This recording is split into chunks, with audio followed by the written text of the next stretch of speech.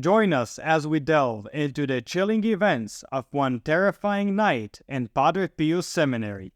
The air thick with the supernatural, a young priest faces an unexpected visit from the unseen realm. Stay tuned to hear the story. Welcome back to our YouTube channel following Padre Pio. If you're new to our channel, Padre Pio was a Capuchin friar, mystic, and miracle worker whose intercession is still very powerful and active today. We publish videos and shorts 5 days a week, so follow us to find out more about the life of this fascinating saint, and you will be amazed at what Padre Pio can do for you, a family member, or a friend. And now to our story. Today's story is sourced from the book Padre Pio, The Definitive History by Bernard Ruffin. Within these pages, we find some remarkable observations from Padre Pio's former students about the time when he served as their teacher. Now, for those who didn't know, the convent of San Giovanni Rotondo housed a small seminary called the Seraphic College, and at one point in 1916, Padre Pio was assigned as its director, spiritual guide, and teacher of history and grammar. The class constituted approximately 20 young boys who loved Padre Pio dearly. According to Bernard Ruffin, it appeared that Padre Pio's students were unaware of his inner mystical life. They did not perceive him as a saint. Instead, they regarded him simply as a teacher, an exceptionally welcoming human being who soon became their favorite.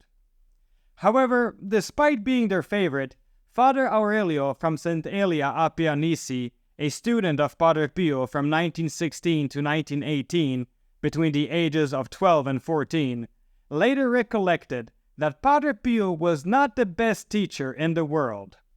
He says, Padre Pio had a superficial way of teaching. He taught history and grammar, but he knew very little of the former and nothing about the latter. His lessons lasted no more than 20 minutes, without a plan.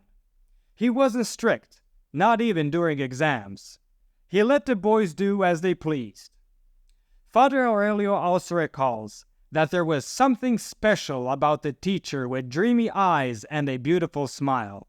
He shared, Padre Pio enchanted people. There was something about him, a charm, a magic. It was only later that the people began to consider him a saint. We, the boys, were fascinated by him in those days because he was very human, because he could understand us. His charm lay in his humanity. His holiness was his humanity. The former student also shared how he and his classmates, overcome by hunger, would sneak into the convent's kitchen at night. Padre Pio, as they later discovered, was aware of their activities, but chose not to report them. Additionally, whenever someone brought fruits and sweets to Padre Pio, he generously shared them with his students. Another student from that time, Father Federico Carosa, attests, Padre Pio was always praying, night and day. In our midst, while talking to us, he held a rosary in his right hand, hidden in the folds of his habit. He spent long hours on his knees. In the refectory, he only took a few mouthfuls. So, Padre Pio was not the best educator, at least not in subjects like grammar and history.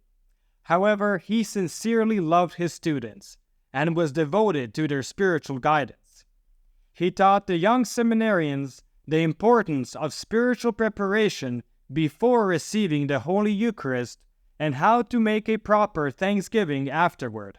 He listened to their confessions and prayed with them. He even accompanied them on walks, supervised their tasks, and participated in their recreational activities. At a certain moment in my life, I was in despair, recalls Father Aurelio. Padre Pio would come to my room, sit on my bed, and talk with me until 2 in the morning. This was against the rules, but he did it anyway. On March 6, 1917, Padre Pio wrote to his spiritual director, Father Benedetto, expressing his love for the college. I have a vivid desire to offer myself as a victim for perfecting this college that I love tenderly. As the years passed, Father Aurelio, once a student at this terrific college, eventually became one of its teachers. He recounted an unusual experience that led to an unexpected lecture by Padre Pio. Listen to this. One day, Father Aurelio sternly rebuked one of his students. Although the specifics of the boy's actions are not mentioned in the book, it was something that led Father Aurelio to question the boy's faith. While questioning someone's faith may seem innocent at first glance, it's worth remembering the warning from our Lord Jesus Christ. Do not judge, or you too will be judged. For in the same way you judge others, you will be judged, and with the measure you use, it will be measured to you. That night, Father Aurelio woke up to a terrifying sight.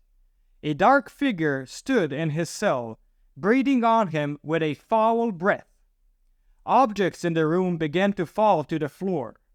Terrified, he ran to Padre Pio's room and shouted, "I don't want to go back there. There's a demon in my room." Padre Pio, who didn't seem alarmed at all, simply smiled and said, "Go back to your room. This is a trial that God has given you to improve. You were wrong to judge your young student so harshly. It was a demon, and thank God you didn't see his face." End of story. Thank you for listening. Please do like and share this video to help our channel grow. And please give our channel a boost by continuing to watch another video. This will help with the YouTube algorithm. I have recommended some videos especially chosen for you on the end screen.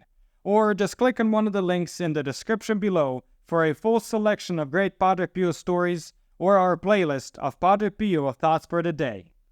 And don't forget to enroll your Mass intentions for next Friday's Padre Pio Holy Mass. You'll find the link in the description below. And stay tuned for the next video on the life of Padre Pio.